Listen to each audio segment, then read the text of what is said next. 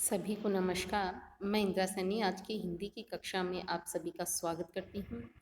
आज हम स्नातक द्वितीय वर्ष के लिए रीति काव्य के अंतर्गत सूर्यमल मिश्रण द्वारा रचित वीर सतसही के कुछ पदों को पढ़ेंगे। पूर्व की कक्षा में हमने वीर सतसही के कुछ पद पढ़े थे, जिसमें कवि ने मंगलाचरण के रूप में गणपत जी व माँ सरस्वती की वंदना की है तथा अपनी जो रचना है उसकी सफलता के लिए आशीर्वाद वाणी की जो देवी हैं सरस्वती से मांगा है।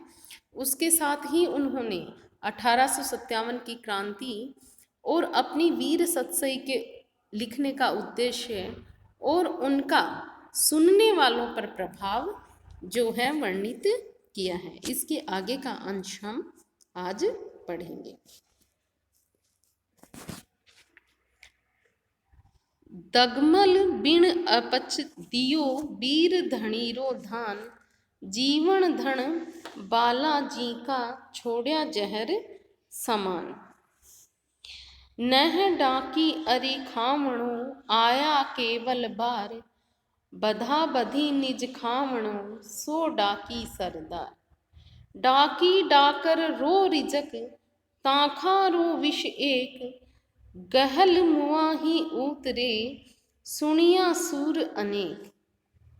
यहाँ जो सूर्यमल मिश्रण जी हैं, वीर सतसई के दोहों का प्रभाव सुनने वालों पर किस तरह का पड़ता है उसका वर्णन करते हुए कह रहे हैं कि दगमल बिन अपच दियण वीर धणीरो धान।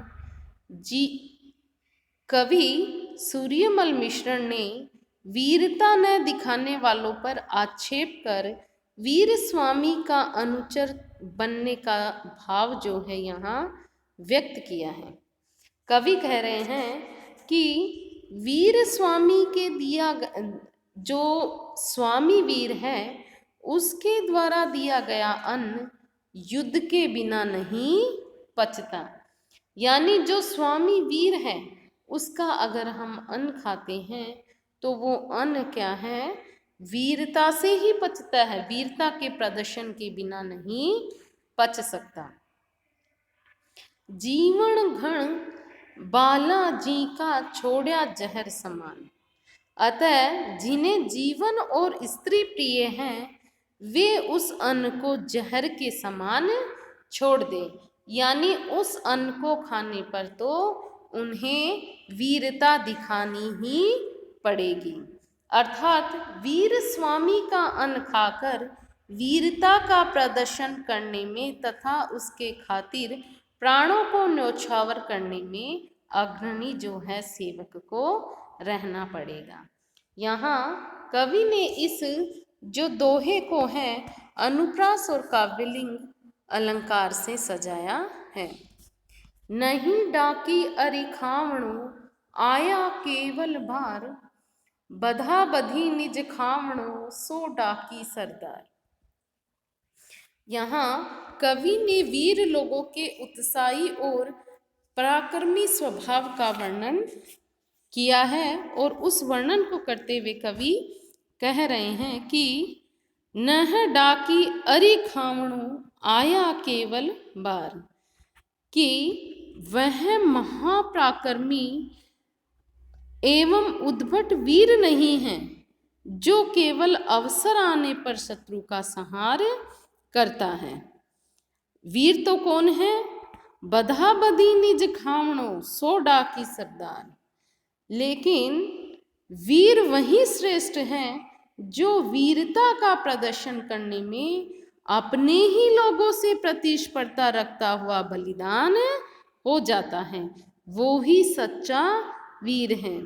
यहाँ डाकी का कवि ने नर भक्षक के अर्थ में नर भक्षक के रूप में अर्थ लिया है, परंतु जो नर भक्षक ऐसा नहीं, यानी युद्ध में वीरता दिखाते हुए मतलब वीर गद्दी को प्राप्त होना या देवी शक्ति से महापराक्रमी होना, इस तरह का बताया गया है। यहाँ कि वीरों में ऐसा होना चाहिए कि वह आत्म बलिदान के लिए पहले पहल प्रदर्शन करे। डाकी डाकर रो रिजक, ताखा रो विष एक, गहल मुआही उतरे, सुनिया सुर अनेक। यहाँ कवि सूर्यमल मिश्र ने स्वामी के लिए प्राणों का उत्सर्ग करने वाले वीर की विशेषता का वर्णन किया है और वर्णन करते हुए कह रहे हैं कि डाकी डाकर रो रिजक, ताखा रो विष एक, कि स्वामी से निर्वार्थ जो आजीविका और तक्षक सर्प का विष एक समान है। दोनों में एक समान गुण होता है। किसमें? कि जो वीर स्वामी है उससे हम आजीविका प्राप्त करते हैं और तक्षक सर्प है उसके विष, दोनों में एक गुण होता है। क्या गुण होता है? गहल मुआही उतरे, सुनिया सूर अनेक। उन दोनों का नशा मरने पर ही उतरता है। अर्थात जो वीर स्वामी का अन्न खाता है उस पर वीरता की खुमारी छाई हुई रहती है और वह युद्ध में बलिदान देकर ही अपना उस नशे को उतारता है। इसी तरह जो तक्षक सर्प है उसका जहर भी क्या है? प्राण लेकर ही छोड़ता है। इस तरह दोनों में कवि ने समानता बताई है, दोनों में जो है समान गुण बताया है। डाकी डाकर सहन कर, डाकण दीठ चलाए, मायड़ खाए दिखाए थण, धनपण वलय बताए। यहाँ जो है सूर्यमल मिश्र ने अपने सेवकों के अपराध को स्वामी द्वारा सहन नहीं करने पर उन सेवकों को मरण बताया है। इसका उदाहरण देते हुए कवि कहते हैं कि डाकी डाकर सहन कर, डाकण दीठ चलाए। प्रतापी स्वामी अपने सेवकों के अपराध को सहन करके अपने मौन द्वारा उन्हें उसी प्रकार खा लेता है जिस प्रकार डाकिन अपने बक्ष्य को देखते ही उसी तरह। मायड़ खाए दिखाण थन, धन पण वलय बताए। माता अपने कायर पुत्र को अपने स्तनों की ओर संकेत करके कि तुमने मेरे दूध की लाज नहीं रखी, और वीर पत्नी कायर पति को अपने चूड़ों की ओर इशारा करके कि तुमने मेरे जो सुहाग है उसकी वीरता की लाज नहीं रखी, तुमने मेरे जो चूड़े की लाज नहीं रखी। और माँ जो है, यानी एक जो व्यक्ति है अगर कायर व्यक्ति अगर आ जाता है तो उसका स्वामी है वह तो मौन रह के यानी बिना सजा दिए हुए उसे जिस तरह डाकन देखते ही भक्षण कर लेती है वह उसे लज्जित कर देता है। और माँ अपने दूध को लज्जित करने का संकेत और पत्नी अपने चूड़े को लज्जित करने का संकेत करके उस कायर पुरुष की ओर इशारा करके उसे खा जाती है, यानी उसे इस तरह शर्मिंदा कर देती हैं। सहनी सबरी हूँ सखी, दो उर उल्टी दाह, दूध लजाणो पूत सम, बलय लजाणो ना। यहाँ जो है किसी वीरांगना की मनोव्यथा का वर्णन कवि ने किया है। एक वीरांगना कहती है, क्या कहती है? सहनी सबरी हूँ सखी, दो उर उल्टी दाह, कि हे सखी अन्य सब बातें मुझे सहन हो सकती हैं किंतु मैं अपने हृदय में दो बातों को नहीं सहन कर सकती। ये दो बातें मेरे हृदय को मर्यादा विपरीत और मुझे जलाने वाली लगती हैं। कौन सी दो बातें? दूध लजाणो पूत सम, बलय लजाणो ना, कि वे दो बातें हैं, मेरे पति मेरी चूड़ियों को लज्जित कर दे और पुत्र मेरे दूध को लज्जित कर दे। अर्थात पति और पुत्र कायरता दिखाए, यह बात मुझे असहनीय है, मेरे हृदय को जलाने वाली, दुखी करने वाली है। और सारा दुख और सारी बात मैं सहन कर सकती हूँ, लेकिन मेरा पति और पुत्र युद्ध में कायरता दिखाई, ये मैं कभी सहन नहीं कर सकती। यहाँ कवि ने वीर छत्राणी के मनोभावों की सुंदर जो है मनोभावों को सुंदर चित्रित किया है और राजस्थान की संस्कृति की एक विशेषता को बताया है कि यहाँ केवल पुरुष ही नहीं, जो वीर छत्राणियाँ हैं उन्होंने भी इतिहास को बदला है। अनुप्रास अलंकार से कवि ने इस दोहे को सजाया है। जेखल भागा तो सखी, मोता हल सज थाल, निज भगा तो नाहरो, साथ न सुनो टाल।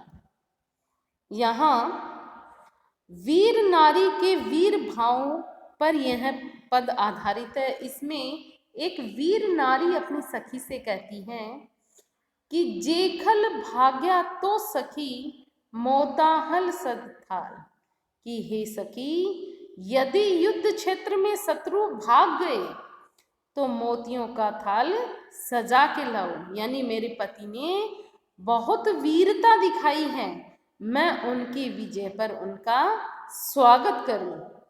निज भगा तो ना हरो, साथ न सुनो टाल। और यदि अपने ही लोग भाग के आ गए तो पति देव का साथ मत बिछुड़ने दें। यानी क्या अपने लोग भाग के आ गए, यानी हमारी पराजय हो गई, तो हम सती होने के लिए तैयार रहेंगे। जो हैं हमारे हमारे जो लोग हैं उनके साथ हम भी सती हो जाएंगे। यहाँ है अपने लोग या अपनी सेना भाग आवे, यह तभी संभव होता है जब क्या है, युद्ध में जो राजा है वह वीर गति को प्राप्त हो, तो युद्ध क्षेत्र में भगदड़ मचने से जो सेना है वापस लौट के आ जाती है। यहाँ कवि ने जो है सती परंपरा का भी उल्लेख किया है कि उस समय वीर छत्राणियाँ युद्ध में अगर हमारे राज्य की हार हो जाती हैं तो वे अपने स्वामी की चिता पर बैठ के स्वयं को भी दाह कर लेती हैं, लेकिन पर पुरुष की छाया अपने ऊपर नहीं पड़ने देती। कवि ने अनुप्रास और काव्यलिंग अलंकार से इस पद को सजाया है। इन पदों में कवि ने जो है राजस्थान की संस्कृति, यहाँ की वीरता की भावना है, उसको चित्रित किया है। हथलेवा ही मूठ किए, हाथ बिल गया माय, लाखा बाता हेक लो, चूड़ो मोन लजाए। यहाँ जो है कवि सूर्यमल मिश्रण कहते हैं कि एक वीर नारी की हार्दिक इच्छा का सुंदर वर्णन करते हुए कवि कह रहे हैं कि वह वीर नारी अपनी माँ से कहती है। यानी वीर जो नारी है उसकी ये इच्छा होती है कि उसका पति भी क्या हो, वीर हो, कायर नहीं हो, वह वीरता की भावना रखे और युद्ध कौशल उसे आए। तो वो अपनी माँ से कहती है, क्या कहती है, हथलेवे ही मूठ किण, हाथ बिलगा माय, कि पाणी ग्रहण के अवसर पर पतिदेव की हथेली के तलवारों के मूठ के चिन्हों को मेरे हाथों से स्पर्श हुआ, जिससे मैंने पहचान लिया। अपनी माँ से कह रही है, लाखा बाता हेक लो, चूड़ो मोन लजाए। हे माँ, मैंने जान लिया कि चाहे कुछ भी हो, युद्ध में अकेले पड़ने पर भी मेरे चूड़े को कभी नहीं लजाएंगे। यानी युद्ध क्षेत्र में मेरे पति या तो वीर गति को प्राप्त होंगे या विजयी होके लौटेंगे, किंतु अपनी कायरता नहीं दिखाएंगे। यह मैंने जो है पाणी ग्रहण अर्थात विवाह के समय जो उनके हाथ से मेरा हाथ स्पर्श हुआ तो हथलेवे की जो मूठ यानी जो तलवार को पकड़ते हैं उनके जो निशान हैं उनसे ही मैंने पहचान लिया था कि मेरा पति कितना वीर है। समली और निशंक भक अबंक राह में जाह पण धनरो कीम पेख ही नयन बिठाना। यहाँ जो है कवि ने वीर नारी की मनोभावना का ओजस्वी चित्रण किया है। वीर नारी कहती है कि समली और निशंक भक अबंक राह में जाह, कि हे समली यानी चील, हे चील, वह कह रही है कि हे चील अन्य अंगों को तो तू क्या कर निसंकोच खा ले, लेकिन मतलब वीर गद्दी को जब प्राप्त हो जाते हैं तो लाशें युद्ध क्षेत्र में जो चील कौमें नोचते हैं उसका यहाँ वर्णन करते हुए कह रही हैं कि हे चील तू अन्य अंगों को तो चाहे नोच ले परंतु उनके नेत्रों की ओर मत जा। पण धनरो किम पेख ही नयन बिणठा ना, क्यों ना जाऊं, क्योंकि यदि तू मेरे पति देव को नेत्र विहीन कर देगी तो वे अपनी पत्नी को सती होने का प्रण पालन कैसे देखेंगी। कि हे चील तू चाहे मेरे पति के अन्य अंगों को नोच चाहे खा, लेकिन मेरे पति की जो आँख है उसको तू मत नोच, क्योंकि मैं चाहती हूँ कि मेरे पति मुझे सती होते हुए अपनी आँखों से देखे, उस वचन को पूरा होते हुए देखें। यहाँ वीर नारी युद्ध क्षेत्र में वीर गद्दी पे जब पति वीर गद्दी को प्राप्त हो जाता है तो नारियां 16 श्रृंगार करके पति के साथ ही चिता में दाह हो जाती है, सती हो जाती है। उसका यहाँ कवि ने जो है सजीव चित्रण किया है।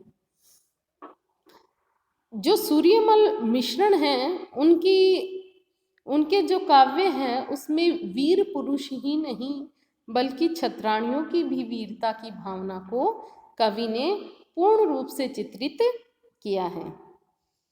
पूरे ही जो पद हैं वह वीरता की भावना और ओजस्विता पैदा करने वाले हैं और कवि ने सटीक उदाहरण छोटे छोटे दोहों के माध्यम से जो यहाँ की संस्कृति है उसका चित्रण किया है। युद्ध संस्कृति की युद्ध में किस तरह से वीर गति को प्राप्त होना, किस तरह से वीर छत्राणी हैं, उनके मनोभाव कैसे होते थे, उनको व्यक्त किया है। आज की कक्षा के लिए इतना ही। इनके आगे का अंश हम अगली कक्षा में पढ़ेंगे। धन्यवाद।